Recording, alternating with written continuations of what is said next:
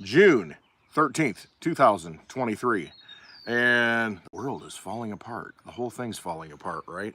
Well, depends on your perspective and what you're being fed. It's going to the dogs. The dogs were just barking, so they'll probably start barking again. So yes, the world is going to the dogs. Not literally, maybe. So it's been a few days since I made a video. Been kind of busy getting ready for the meetup, which is today's the 13th. So the 23rd is the meetup in Peoria. That's 10 days away. So here we go.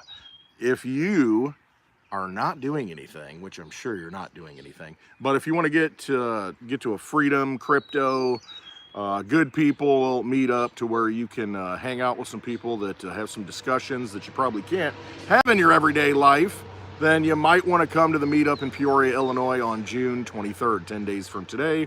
It is a Friday. So take the day off, drive over here. Usually I'm driving far away. Well, I don't have to drive very far now. It's nice to have the meetups and host the meetups in your home base. But if you want the details on that meetup, you can go to clintwestwood.net. It's in the description. I got my website at the top. There's a big link, Happy Hour Roadshow 2023. Click that. All the details going to be at Peoria Pizza Works in Peoria. Great place to hang out. Going to have some good people there. I know a lot of people who are coming in for this from a lot of different places in the U.S. Kind of crazy, but it's pretty awesome. And I'll be giving away Litecoin. If you don't have any crypto, and you just want to come show up, especially if you're local, you don't know anything about it, that's why I like to do it in a casual environment, you know, nice bar, restaurant, have some good food, have some strong drinks if you want them. And if you want to learn about crypto, show up. And I'll help you download a wallet to where you can custody your cryptocurrency. I'll send you some Litecoin and kind of get you to understand, I guess, you know, that it's not. There's a lot of FUD out there right now, and FUD is fear, uncertainty, and doubt. The government is making a lot of talks. The SEC, Security Exchanges Commission, they're making a lot of talks about crypto and how, oh my gosh, they're all securities, unregulated, oh, this and that, and just trying to fear you out of it. Been trying to do that since 2017 and get a handle on it because they know that that is the future. Digital money, digital commodities, digital assets, and they don't want you to have a lot of them because it really circumvents that system, that vampire casino that's in place. So why would you think that they'd want something like that to flourish and get into the hands of the people? Well, that's why we're having the meetup, so that I can get it into the hands of the people. You can understand how to use it and how easy it is to send value from person to person, a peer-to-peer electronic currency, just like in the Satoshi Nakamoto white paper back in 2008. October 31st, 2008, when it was released. So you can understand what cryptocurrency is. It's just a way to send money and value efficiently outside of a central bank, outside of a government. It's money that stands alone. It's free speech money for the people. And that's why this meetup's important, and all meetups are important, but this one especially, because I'm going to help you get some of that in your hands so that you know how to use it and you understand the power of being sovereign and understand how important it is to have money in your own possession. So, anyway, that gets us started in the chat. Duncan, Ron, thanks for hanging out here. I hope that, Ron, you can make it to the meetup. That'd be pretty awesome. And reach out to me if you want. Send me an email. I'll get you more details on some of the behind-the-scenes stuff. But shoot me an email. It's on my website, clintwestwood.net. There's a link to send me an email. Shoot me an email, and I'll get back to you. Anybody has any questions, you know, shoot me an email. I'll help. I'm a little slow sometimes on that stuff. But I'm here to help. That's what I'm here for. All right, so the world is falling apart, huh? Well, I mean, today we've got kind of an unprecedented situation with former President Donald Trump being indicted again for mishandling of documents and a few other things. I think it's becoming clear that, I mean, if you look at it, how many other presidents were ever taken to court after they're gone? It was kind of hands off. I remember back in the day when you had, you know, a lot of the things that went on with the Clintons, the scandals, and then George Bush, you know, he's on the opposing side of the aisle, right? George Bush the younger never came in and said anything about it. Basically, well, he did say something about it. He said that, you know, we're not going to go there. Basically, it's water under the bridge, and yeah, we're not going to do that. And so he comes in and starts a bunch of wars under the pretense of all kinds of different things, weapons of mass destruction, you know, all kinds of things that turned out not to be true. And then you had Obama come in, who was going to be hope and change and put us on a new course. Did he do anything about the prior administration and the maybe war crimes that were committed? No, kind of let it go. Not until you saw Trump in office did it upset so many people that now they're constantly going after him. Now, this is not an apology for Trump. It's just calling out the statements. It's calling out the idea that used to be you kind of left former presidents alone. You know, they were elected by the people. They were representatives of the people. And, you know, it is what it is. They did what they did while they were in office, and most presidents after that said, no big deal. We'll just, you know, let it go and we'll just move forward. Not until now do you see just this establishment trying to take down a former president who is running for office again. Meanwhile, in office right now, and I just want to call out a Zero Hedge article today, just read a few snippets of it. Oh, unless they took it down. No, here it is. The title is Burisma owner allegedly recorded Biden bribe convos as, quote, insurance policy. And FBI covered it up, says Senator Chuck Grassley.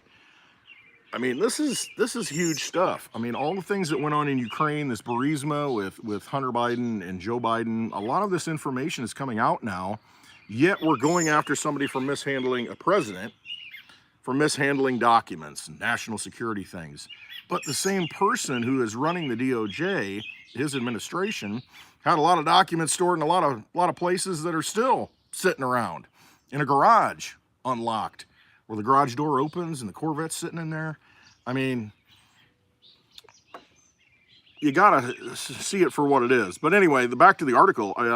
It says that Senator Chuck Grassley, Republican from Iowa, on Monday dropped yet another bombshell in the recent spate of Biden corruption headlines. That the foreign national who allegedly bribed then Vice President Joe Biden kept 17 secret recordings of both Hunter and Joe Biden as an insurance policy, quote, insurance policy. It came out last week, I think, that $5 million went to Hunter Biden and Joe Biden. Hey, JB, thanks for hanging in here, coming in here. But it turns out that, you know, a lot of money was exchanged. A lot of things happened. And then we had Joe Biden bragging on television, you know, at a conference or at a press conference years back before he became president, and how he had the prosecutor removed overnight. Otherwise, they weren't going to get their money, you know, from the U.S. or, you know, it seemed dirty then. And now, you know, as the information comes out, it's still dirty. And what do we have? We're going after a former president. A lot of it's, I don't think it's coincidental. A lot of it has to come out right now as to keep you distracted. So now the big event today is going to be, they'll have all the news crews covering it all. And in Florida, I think it's Miami, the federal courthouse, where Donald Trump might not be put in handcuffs, but he's going to be fingerprinted and maybe mugshot, you know, and all this stuff and all this drama that's happening. And I ask myself this. So if I'm not a Trump guy, which I can't say that I am just an anti-establishment guy. And when the entire establishment, you saw Chris Christie, you saw Nikki Haley both running for the Republican nomination for president, which good luck getting 1% from those two. Give me a break. I mean, Chris Christie tried it before. And this guy, he's another talking head on the news shows now, on the Sunday morning news shows. But they're coming out and, oh my gosh, it's very serious. Oh, it's not good. Doesn't look good for the former president. I mean, the people that are running on the Republican ticket, what a joke. And you see the entire establishment against somebody. And when I see that, it's either just the greatest ploy in history, or the establishment just does not want this guy in office. And to me, I want that guy that's anti-establishment. You know, I voted for Trump the first time, and the reason why I did, I wanted him to go in there and break the China shop, get in there and get upset the apple carts, turn the tables over, you know, do something. And he, you know, he didn't. Tried. Definitely policies were different. I think it was It was different than any other presidency before that. We were starting to become energy independent. It was putting America first, and I don't think that's a goal, because a lot of these people are globalists. They're not nationalists, and he's a threat to that. Think what you will, but I think he always does put America first, and that's a problem because the establishment wants to stay established. They're established. They've been around for a long time. There's a lot of money. You can raise the debt ceilings, and not that he didn't do that, but I mean, they want the unlimited money because it's positions of power. Yeah, not sure. I'll have to read that, Ron. But the establishment creates a lot of wealthy people when they become part of the establishment. And I look at Trump, goes into office and comes out poorer. Not that he's poor, still a billionaire, but comes out with less money than he went in with. Who else can you say that about who runs in politics? Why else would someone spend millions of dollars in a campaign to try and get into that position? And not even just at a presidential, go into the dogs again.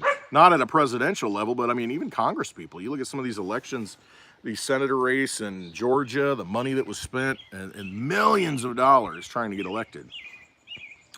And then I look at the people who are running for the Republican ticket, and I think they don't have a chance. Just like I mentioned, Chris Christie. I mean, give me a break. There's no way. He does not have a chance to get it.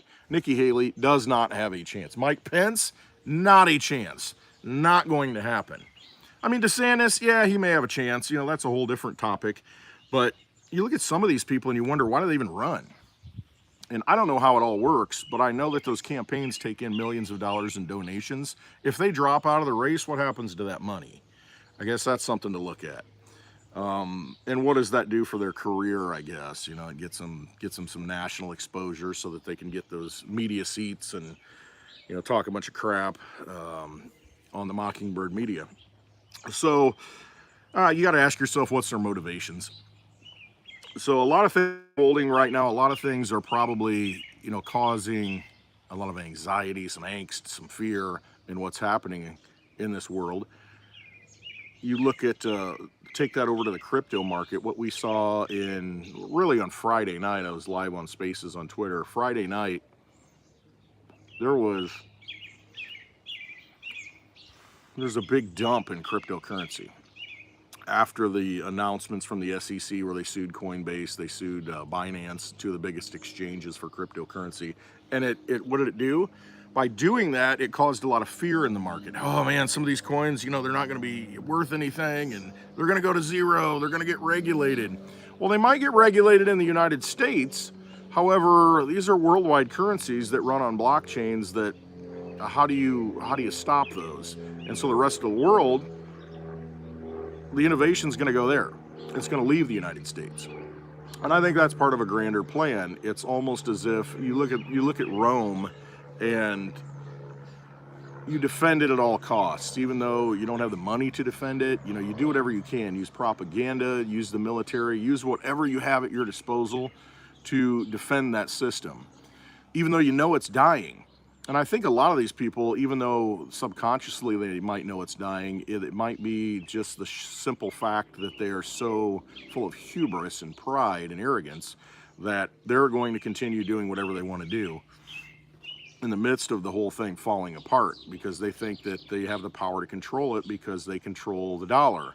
Well, the dollar, I just read the other day, Pakistan for the first time bought some, was it oil? I think they bought some oil from Russia. Yeah, from Russia, and they paid in Chinese yuan. They paid in the Chinese currency for that oil from Russia. Now, you got to see what's going on here. It used to be, and this is why we had the wars in the Middle East. Hey, you're going to take something besides the dollar in exchange for oil? Well, we're going to send the U.S. military in there under the pretense of weapons of mass destruction and take you out. That's exactly what happened. And that's what happened in many other smaller skirmishes, let's say, undeclared wars. So it really comes down to the dollar control. They think they can still raise the debt ceiling and create $4 trillion more dollars in the next year and a half, and everything's going to be fine. They'll continue to wield strength. And they will, however, it's an eroding strength. That it doesn't have the firepower that it used to. just because the more you create in these dollars, the weaker they become. You're diluting the value of it. In other countries, man, this thing has not stayed lit. I don't know what the deal is. It's just kind of the way it is. It's a hallmark of one of my videos to where I can't get a cigar that stays lit. Any other time, it's fine. But you look at countries like Pakistan, you look at, I think, the United Arab Emirates, and many countries so far have been, walking away from the dollar. Now, if nobody's using something, what value does it have? Especially when you're buying things like oil and natural gas and things that the world needs to function. If you're not using the dollar anymore, because that's what propped it up, it's tied to oil. You had to buy oil in dollars. Everybody needs oil, so there's an artificial demand for dollars, a real demand, but it's propped up. So if that goes away, what happens to the dollar? And if your assets and everything you have are tied to that dollar, your retirement, your Social Security, your everything that you own is tied to the US dollar. We still look at assets based in dollar. Well, what's the dollar price of gold today? It's $2,000. What's the dollar price of silver today? Rather than the underlying value of what that particular asset is, because on paper you can say it's worth something and manipulate that price through markets. And they do the same thing with crypto. They manipulate the price of it.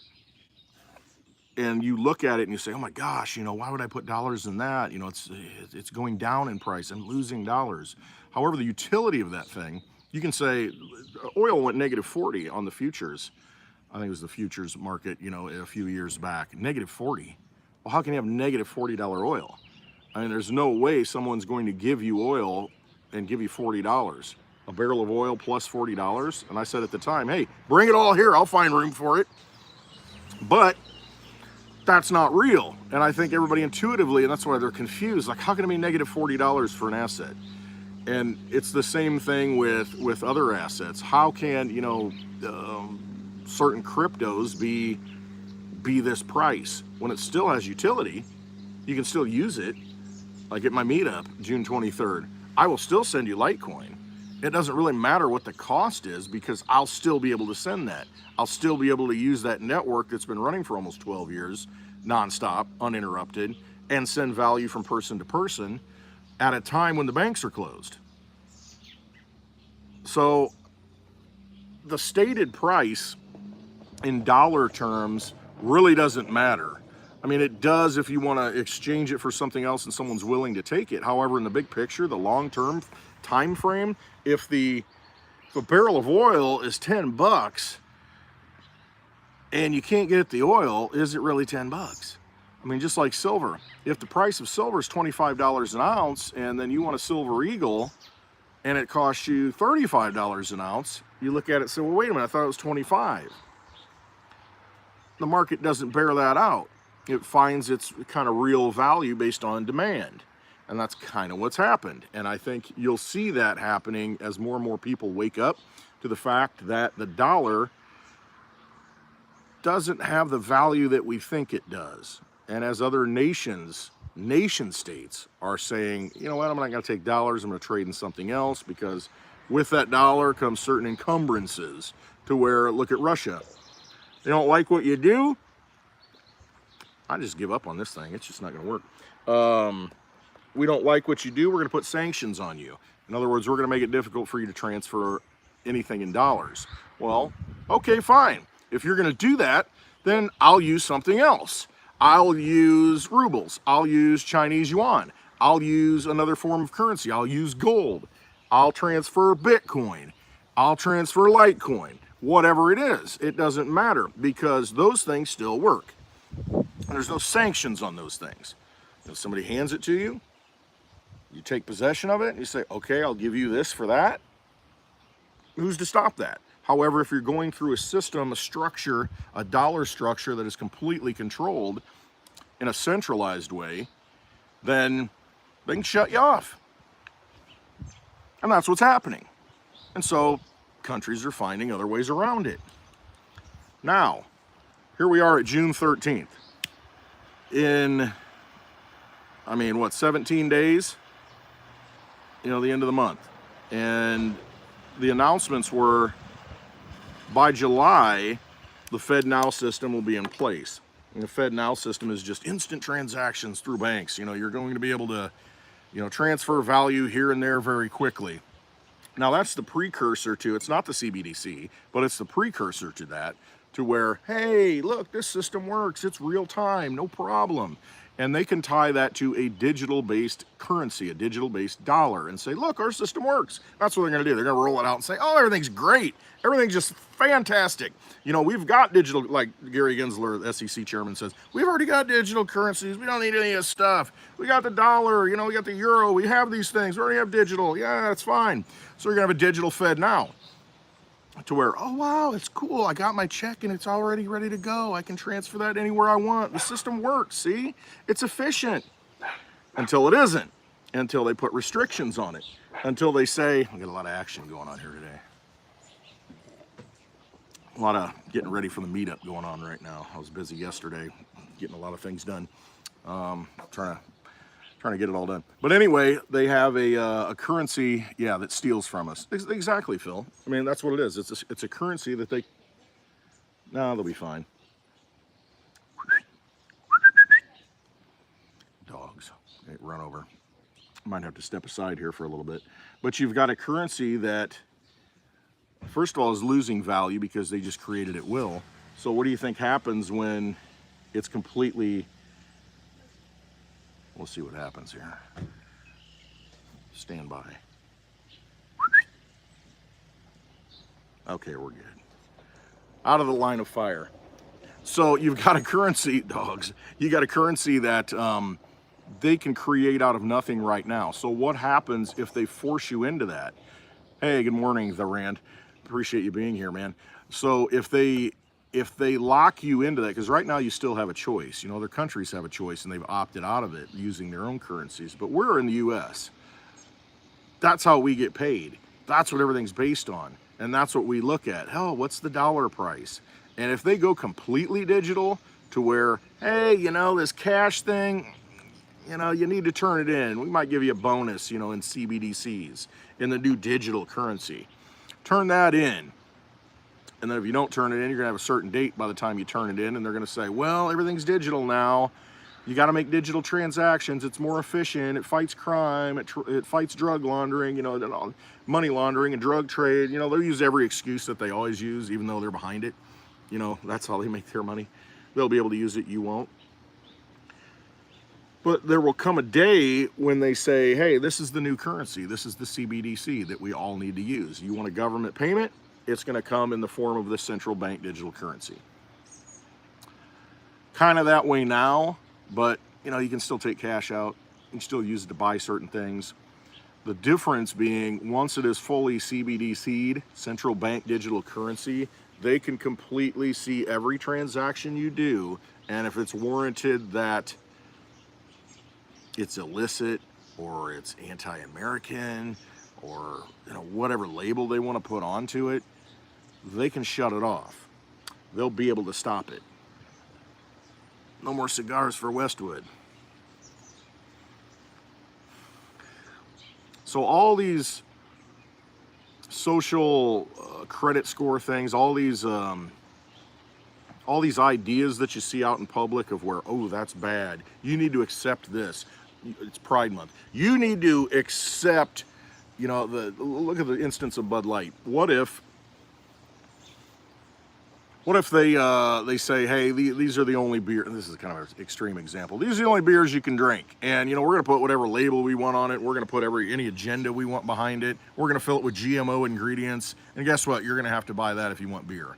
All these other ones are anti-American. This is the real America, inclusive America. So these products are on the go-to list, and you're not going to be able to buy anything else with that central bank digital currency. I know, extreme example, but I'm just, think of a world where they can control what you are able to spend and where you are able to spend it and how much you are able to spend. And that's, fill in the blank, think of all the horrible scenarios that it could be, but that's what they're leading up to, because they need total control. They don't want people who have sovereignty of money and can make decisions in the free market on their own. They want to centrally control it, and that's what they do. So what do you do about it? if it's all going that road and everything that, you know, that you're tied to that system in all these different ways, pensions and, you know, Social Security payments, and you're stuck in that system and they put limits on what you can do. Hey, you only get, you know, 3 cigars a month. Hey, you can only put this much fuel in your tank. I mean, whatever it is, they'll be able to control you at that level, everything you do. And that is a thievery, that is a robbery of your soul, your energy. Because money is just a representation of your energy. And if they can control your energy at that level to where how you transfer it, you're done. You are locked in a vampire casino, a digital matrix that you cannot get out of. So, how do you get out of it? Are there ways to get out of it? These are the things we really need to think about right now. And you think, why have they come down so hard on cryptocurrencies? Why are they trying to scare people out of these cryptocurrencies that exist outside of a government or a central bank? These things, these stores of energy that you can use anytime you want, 24/7 on a decentralized network. Why do they want you not in that?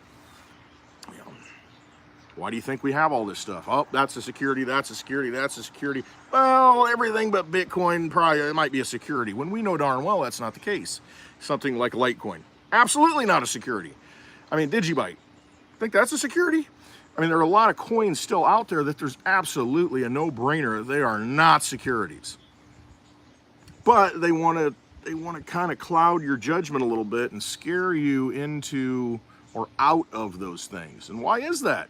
Because they understand the power of them, the value of them. I think George Soros' son the other day said that, you know, we're primed for a traditional finance takeover of the crypto space. That's their goal. That's been their goal since 2017 when retail got into it and said, wow, this stuff is really neat.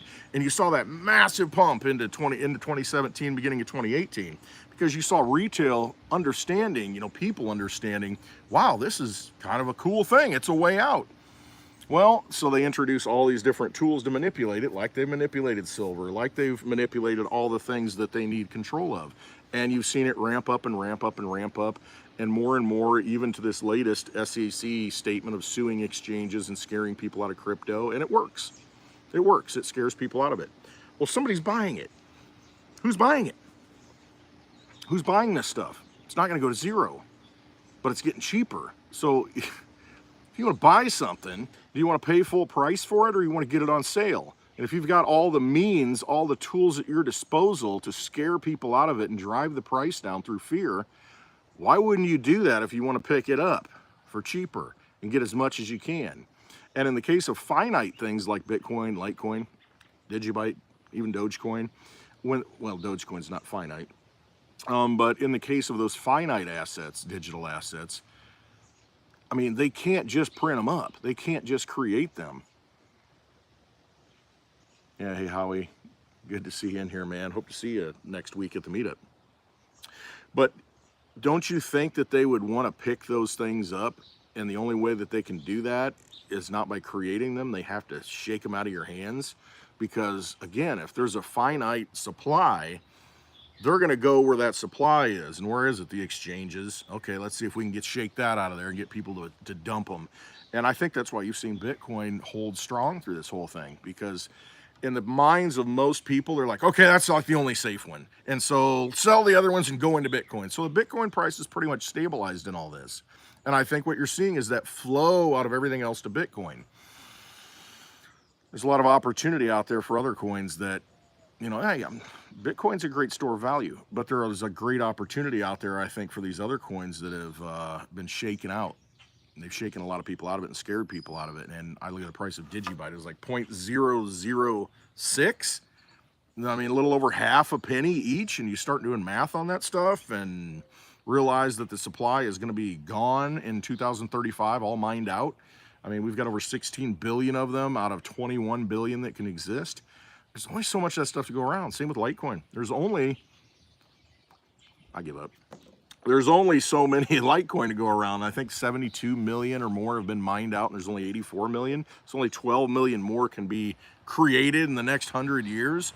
Well, if you can shake people out of the ones right now that are cheap and get it for 70 bucks or 75 bucks each, man, they're winning. And so they're just winning through fear. And that's what they do. And that's what they've always done. They use fear because they cannot compete in a legitimate market. They just can't. We don't have free markets. And so if they've got the tools, trillions of dollars, control the media, control the government, total control, and yet they still can't shake us out. I mean, they did a good job of shaking people out, but they still can't shake us out. And so to me, that gives me hope because they've thrown everything they can at this stuff. And there are still people who are stalwart and say, nope, I understand what I have. I understand that I have an asset that exists outside of banking, outside of government, and nobody can control that. I can send that peer-to-peer to whomever I want any time of the day. Nobody can stop me from doing that. I mean, that's a testament to the people who understand what the value of these assets are. Are they going away? No. Are we going digital? Yes. Don't you think we're going to need digital gold, digital silver, digital copper, digital, real things, commodity things that have a fixed supply? And those don't even have a fixed supply. They have a fixed supply of coming out of the ground, so you kind of know how much there's going to be. But well, humans don't have a fixed supply either. So if more humans come onto the earth, that's fewer assets for them. But that's kind of where we're at. And they're just trying to shake everybody out. And I've seen this many, many times throughout my experience with crypto. And it's always that, oh my gosh, it's dark. It's going to go to zero. I mean, they're going to take it all out. And this time may be different. Some of these things may not exist, but as I said, they may not exist in the US. These blockchains, these digital assets are going to exist around the world. Some other country is going to use it. So it's not going to go away as long as people are using it, because that's all cryptocurrency is. It's like any form of money. If you have faith, belief, and it has a use case and people use it and people participate in it, it's always going to have value. Always going to have value. Might not be here in the US, but it's going to be somewhere else around the world, and we'll just be left behind. So cannibalize, I guess, the United States and suck all the energy out of it and steal all the wealth from the people, take all the assets, all the wealth, and then implode the whole thing, I guess. That's the only way to build back better, I suppose. You have to destroy the whole thing. So that's kind of where we're at. I think it's nothing but a fear game. It's just shaking the weak hands. You see this in and we still have 4-year cycles in crypto, and until that changes, that's what's happening. And we're mid-cycle right now, and we're seeing a great shakeout. And in that whole shakeout though, Bitcoin didn't go down much. And so you look and Litecoin took a hit, but did it go down a whole lot? Did it go down 50%? Didn't happen. So there are a lot of strong hands out there, a lot of people who understand, more people understand now that no, I'm not getting rid of it. I had the discussion on Friday, and when this was happening, Daddy O came into the spaces and said, hey man, crypto's dumping. And everybody's like, holy cow, and we kind of went silent because we're all looking, oh my gosh, how much is this? How much is that? And we had people buying it.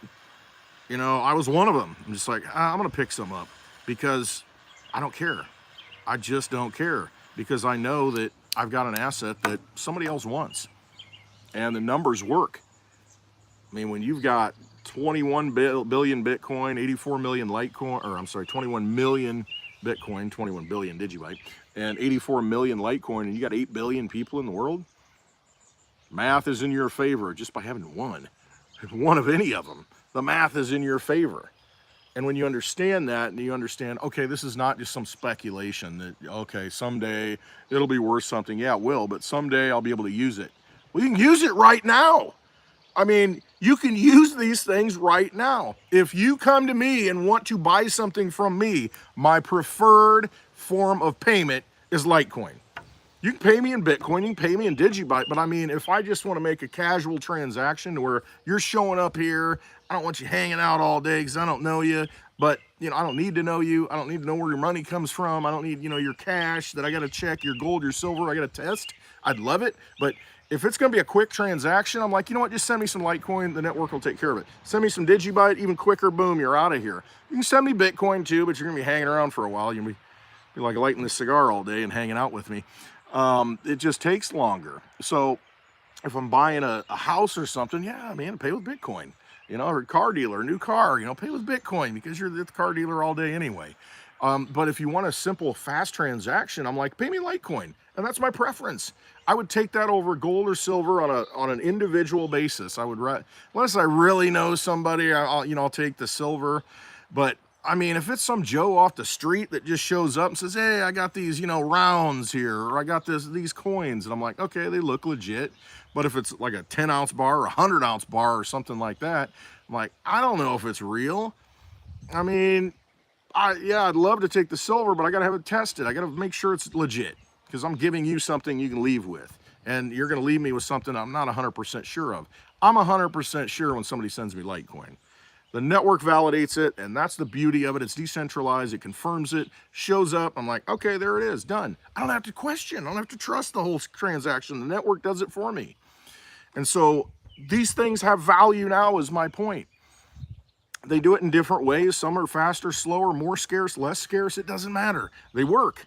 So we're not sitting around saying, well, someday it's going to work. It's not like some company, some startup to where you invest in it and you say, okay, yeah, they're going to have a pretty good product, but I got to wait 10 years. And meanwhile, I'm kind of holding it. A lot of things can go wrong between now and then. I might make it rich, big, or it might, something might happen legally, this, that, the owner, inventor dies, whatever.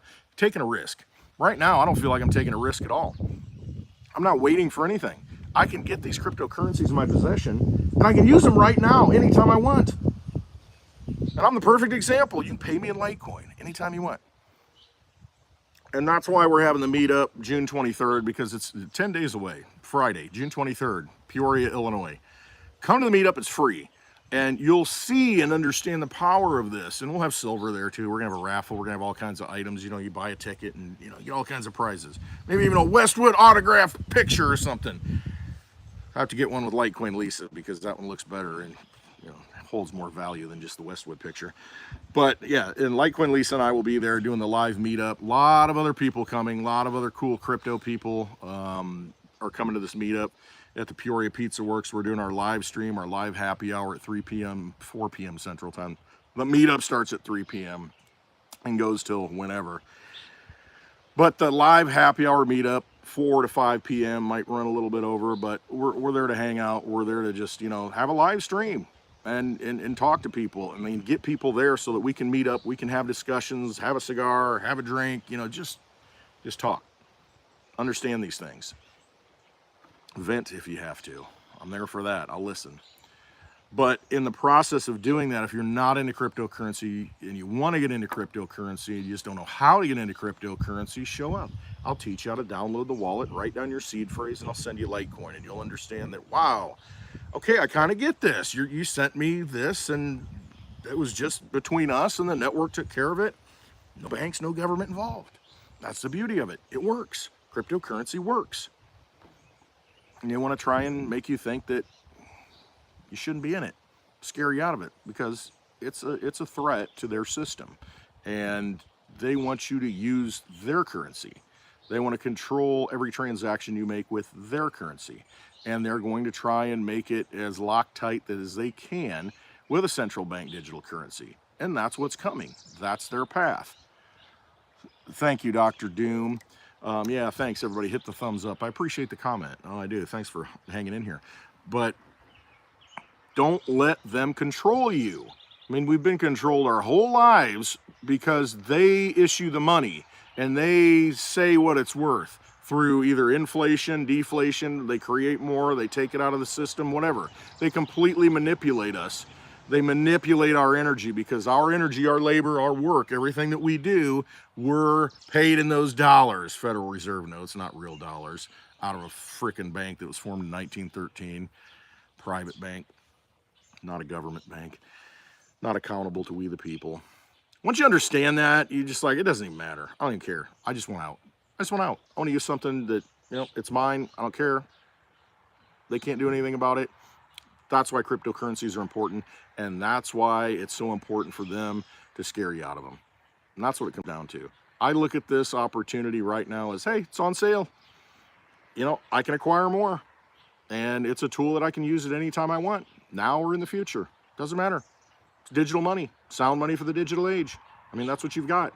You got Litecoin, you got Bitcoin, you got DigiByte. I mean, these to me are the three. I mean, because they have different aspects of, you know, different characteristics that are the most important for me. There's a lot of other ones. I don't talk about them much because, you know, go out there and speculate all you want, but I've come to the conclusion, having been in crypto for so long, that these are the three that work for me. And that's it. And more so Litecoin than anything else. But you choose your path, you do your own research, and just realize that it's not crypto against crypto. It's you know, the people against them, you know, the vampire system. And whatever tool that you can use on that economic battlefield, pick it up and use it. Whatever works for you, do it. So trust yourself. You know, don't trust them. They're obviously untrustworthy.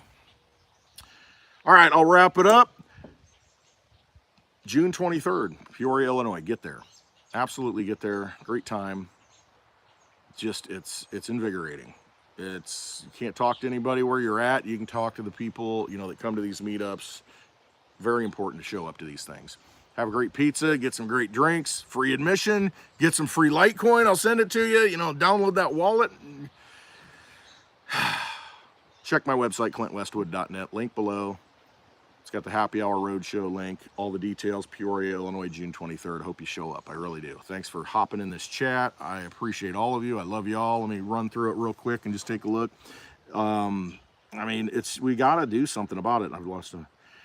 Yeah, exactly. I mean, you know, on paper, that's what happens, Phil. I mean, because the SEC comes in and says, oh, this bad, this bad, this bad, and it scares people. And so dollar price go down on crypto.